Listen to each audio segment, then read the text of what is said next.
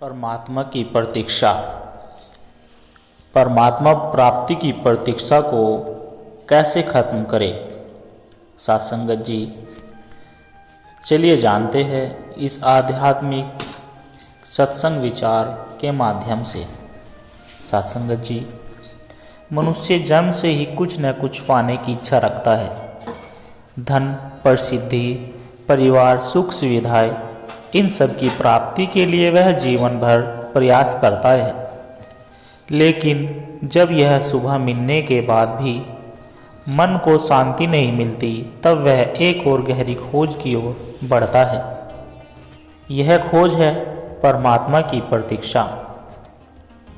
परमात्मा कोई बाहरी सत्ता नहीं, बल्कि वह हमारे भीतर ही स्थित है। लेकिन अज्ञान, अहंकार, वासनाओं और मोह के कारण हम उन्हें पहचान नहीं पाते। जब आत्मा में परमात्मा को पाने की तीव्र प्यास जागती है, तब ही उसकी वास्तविक प्रतीक्षा शुरू होती है। परमात्मा की प्रतीक्षा क्या है? सत्संगत जी, प्रतीक्षा का अर्थ केवल किसी चीज का इंतजार करना नहीं है। यह एक आंतरिक अवस्था है जो हमें जागरूक बनाती है। जब कोई व्यक्ति भगवान को पाना चाहता है, तो वह केवल उनके दर्शन की इच्छा नहीं रखता, बल्कि उनकी उपस्थिति को अपने जीवन में महसूस करना चाहता है। यह प्रतीक्षा प्रेम से भरी होती है, इसमें अधीरता भी होती है और समर्पण भी। संत कबीर ने कहा है, मन ना रंगाए, रंगाए जोगी कपड़ा। इसका अर्थ है कि बाहरी आडंबरों से परमात्मा नहीं मिलते, बल्कि मन की सच्ची पवित्रता से ही वह प्राप्त होते हैं। परमात्मा की प्रतीक्षा के 4 चरण। नंबर 1, जिज्ञासा। हर महान आध्यात्मिक यात्रा एक प्रश्न से शुरू होती है। मैं कौन हूँ? यह संसार क्या है? परमात्मा कहाँ है? मनुष्य जब इन प्रश्नों पर गंभीरता से विचार करता है, तब उसकी आत्मा परम शक्ति की ओर बढ़ने लगती है। यह जिज्ञासा ही प्रतीक्षा की पहली सीढ़ी है। भगवान श्री कृष्ण ने अर्जुन से गीता में कहा है, मनुष्य को स्वयं ही अपने उद्धार का प्रयास करना चाहिए, क्योंकि परमात्मा की प्राप्ति स्वयं की खोज से ही संभव है। नंबर 2, साधना। जब कोई व्यक्ति वास्तव में ईश्वर की प्रतीक्षा करने लगता है, तो वह अपने मन और शरीर को शुद्ध करने का प्रयास करता है। वह अहंकार, लोभ, मोह, वासना से दूर रहने लगता है। नियमित प्रार्थना, ध्यान और सत्संग में संलग्न होता है। अपने जीवन में सत्य, प्रेम और करुणा को अपनाने लगता है। संत तुलसीदास जी कहते हैं, जिन्ह के असनय स्नेह मम, ते नर सपनेहु मोहि नाहि पावा। जो मुझे सच्चे प्रेम से नहीं पुकारते, वे मुझे सौपन में भी नहीं पा सकते। नंबर 3, धैर्य। परमात्मा की प्रतीक्षा करने वाले को धैर्य रखना बहुत आवश्यक है। यह यात्रा आसान नहीं होती। कई बार व्यक्तियों को कठिनाइयों का सामना करना पड़ता है। कई बार उसे लगता है कि भगवान उसकी प्रार्थना नहीं सुन रहे। लेकिन सच्चा भक्त जानता है कि परमात्मा उसकी प्रतीक्षा ले रहे हैं। सच्चा भक्त जानता है कि परमात्मा उसकी परीक्षा ले रहे हैं। जैसे एक किसान बीज बोने के बाद ध्यानपूर्वक फसल के पकने की प्रतीक्षा करता है, वैसे ही एक साधक को भी परमात्मा के मिलन के लिए प्रतीक्षा करनी पड़ती है। भगवान राम ने सबरी को दर्शन तब दिए जब उसने वर्षों तक धैर्यपूर्वक उनकी प्रतीक्षा की। नंबर 4, अनुभूति।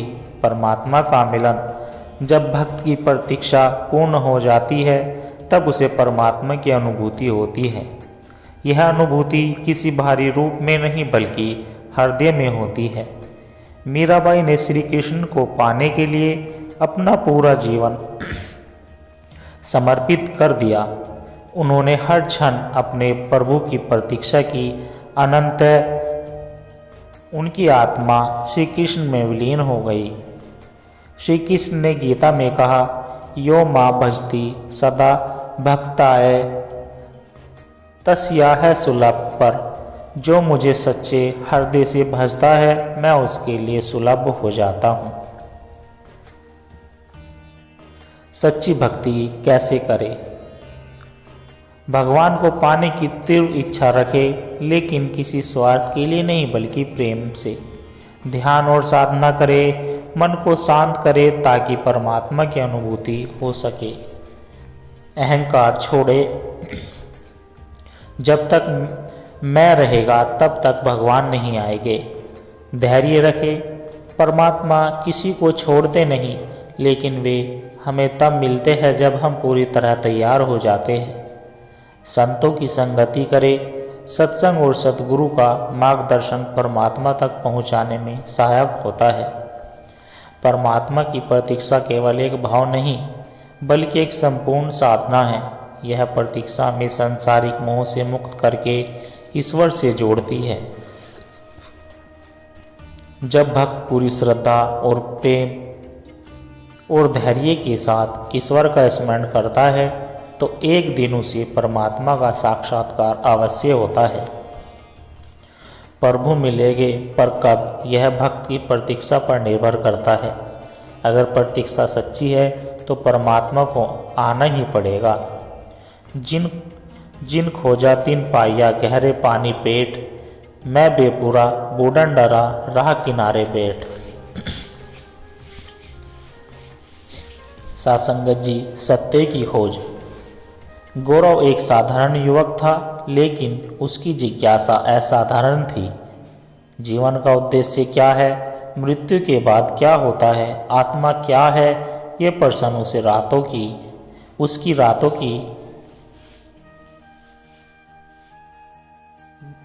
रातों की नींद से वंचित कर देते थे। एक दिन उसने अपने गुरुजी से पूछा, गुरुदेव, मैं सत्य की खोज करना चाहता हूँ, कृपया मेरा मार्गदर्शन करें। गुरुजी बोले, सत्य की खोज केवल ग्रंथों से नहीं अनुभव से होती है। अगर तुम वास्तव में सत्य जानना चाहते हो तो तुम्हें एक लंबी यात्रा पर जाना होगा। गौरव ने सहर्ष स्वीकार किया और एक आध्यात्मिक यात्रा पर निकल पड़ा। पहला पड़ाव था एक स्मृत नगर, जहाँ धन, ऐश्वर्य और विलासिता का बोलबाला था। गौरव को वहाँ एक संत मिले जो एक कुटिया में रहते थे।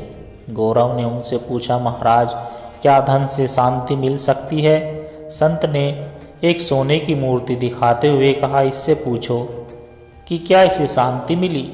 गौरव समझ गया कि बाहरी सुख स्थायी होते हैं। वह आगे बढ़ गया। गौरव एक घने जंगल में पहुंचा, जहां एक योगी घोर तपस्या कर रहे थे। योगी ने कहा, सत्य को पाना है तो मन को साधो, ध्यान करो, भोगों से दूर रहो। गौरव ने उसका अनुसरण किया, पर कुछ समय बाद उसे अनुभव हुआ कि केवल तपस्या से भी मन को शांति नहीं मिलती। सत्संगत जी, एक बार एक जिज्ञासु शिष्य ने अपने गुरु से पूछा, गुरुदेव, यह संसार इतना दुख में क्यों है? क्या कोई ऐसा मार्ग है जो हमें सच्चे आनंद तक पहुंचा सके? गुरुजी बोले, बेटा, संसार में दुख और सुख दोनों ही हैं, लेकिन जो आत्मा के प्रकाश को पहचान लेता है वह न सुख में अहंकार करता है और न ही दुख में वंचित होता है।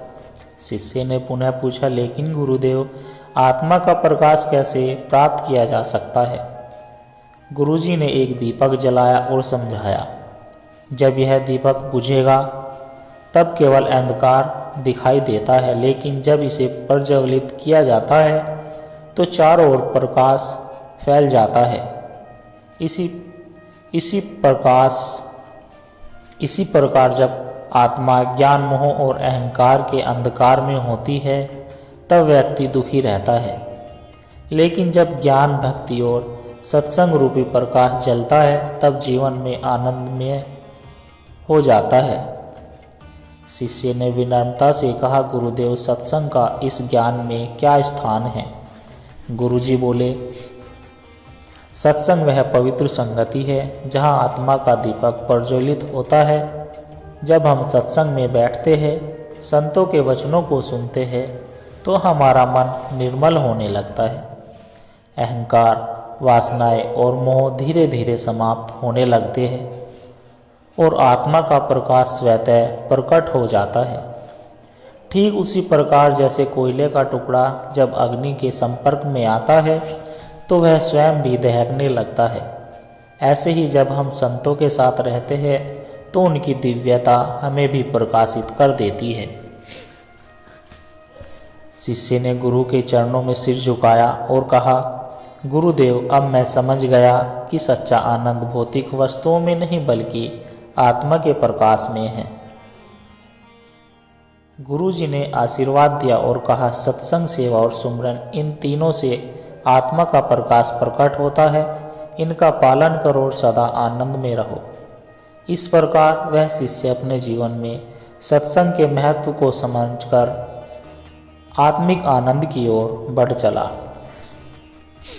सत्संग जी, सत्संग का प्रभाव मनुष्य के विचार ही उसके जीवन की दिशा तय करते हैं। यदि विचार शुद्ध होंगे तो कर्म भी पवित्र होंगे। सत्संग में बैठकर जब हम संतों और महापुरुषों के ज्ञान पूर्वक वचनों को सुनते हैं तो हमारे भीतर सकारात्मकता और दिव्यता का संचार होता है। मन से लोभ, मोह, ईर्ष्या, क्रोध जैसी नकारात्मक भावनाएं धीरे धीरे समाप्त होने लगती है। यह संसार एक मायाजाल है। धन, संपत्ति, परिवार, रिश्ते सब मोह के बंधन हैं। सत्संग हमें यह सिखाता है कि इनका आनंद लो, लेकिन इनसे आसक्त मत हो। जैसे कमल का फूल कीचड़ में रहकर भी उससे अछूत रहता है, वैसे ही हमें संसार में रहकर भी आत्मा के मार्ग पर चलना चाहिए। भगवान की भक्ति ही जीवन का वास्तविक उद्देश्य है, लेकिन भक्ति तभी जागृत होती है जब मन निर्मल होता है। सत्संग में ईश्वर की महिमा, उनकी लीलाओं और भजन कीर्तन के माध्यम से भक्ति का भाव प्रबल होता है। जब भक्ति हृदय में गहराई से स्थापित हो जाती है तो मनुष्य को जीवन के दुख कष्ट भी प्रभु की कृपा के रूप में लगते हैं। मनुष्य का सबसे बड़ा शत्रु उसका अहंकार है। मैं ही सब कुछ हूँ, मुझे सब पता है, ये विचार मनुष्य को पतन की ओर ले जाते हैं। सत्संग है विनम्र बनाता है, हमें सिखाता है कि सच्चा ज्ञान वही है जो अहंकार को नष्ट कर दे। जब व्यक्ति अहंकार त्याग देता है तो उसमें प्रेम, करुणा और दया का भाव उत्पन्न हो जाता है। सत्संग हमें यह सिखाता है कि हम यह शरीर नहीं बल्कि शुद्ध आत्मा है।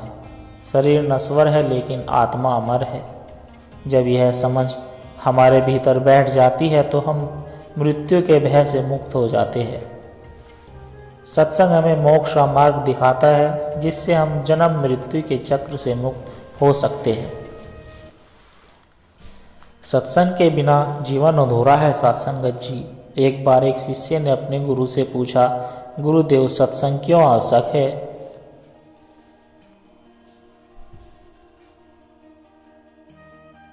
गुरुजी मुस्कुराए और बोले, सत्संग वह दीपक है जो अंधकार को मिटाकर प्रकाश फैलाता है।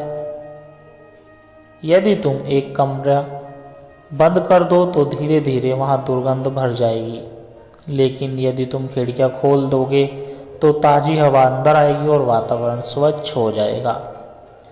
इसी प्रकार जब मनुष्य सत्संग से दूर रहता है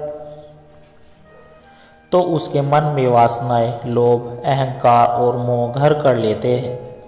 लेकिन जब वह सत्संग में बैठता है तो आत्मा का प्रकाश फैलने लगता है और वह दिव्य जीवन की ओर बढ़ने लगता है। शिष्य ने गुरु के चरणों में सिर झुकाया और कहा, अब मैं समझ गया कि बिना सत्संग के जीवन अधूरा है। सत्संग जीवन को आध्यात्मिक ऊंचाइयों तक ले जाता है। यह आत्मा की नींद को तोड़कर उसे परमात्मा की ओर जागृत करता है। सत्संग करने से न केवल आत्मा का कल्याण होता है, बल्कि यह हमारे परिवार, समाज और पूरे विश्व को भी शांति और प्रेम का संदेश देता है। जो भी व्यक्ति सच्चे हृदय से सत्संग में बैठता है और सत्संग के वचनों को अपने जीवन में उतारता है, वह निश्चित ही मोक्ष और सच्चे आनंद को प्राप्त करता है। सत्संग की महिमा परम्पार, जो न करे सो अंधकार। संत वचनों को जो अपनाए, भवसागर से हो जाए पार। सत्संगत जी दास के द्वारा कहे गए सत्संग विचार यदि आप जी को अच्छे लगे हो तो वीडियो को लाइक, कमेंट, शेयर ज़रूर करें और हमारे चैनल को भी सब्सक्राइब कर दे और दास को आशीर्वाद दे कि हर रोज़ आप जी के चरणों में ऐसे ही सत्संग विचार लेकर आता रहूं। सत्संगत जी बड़े प्यार के साथ कहना जी। धन निरंकार जी।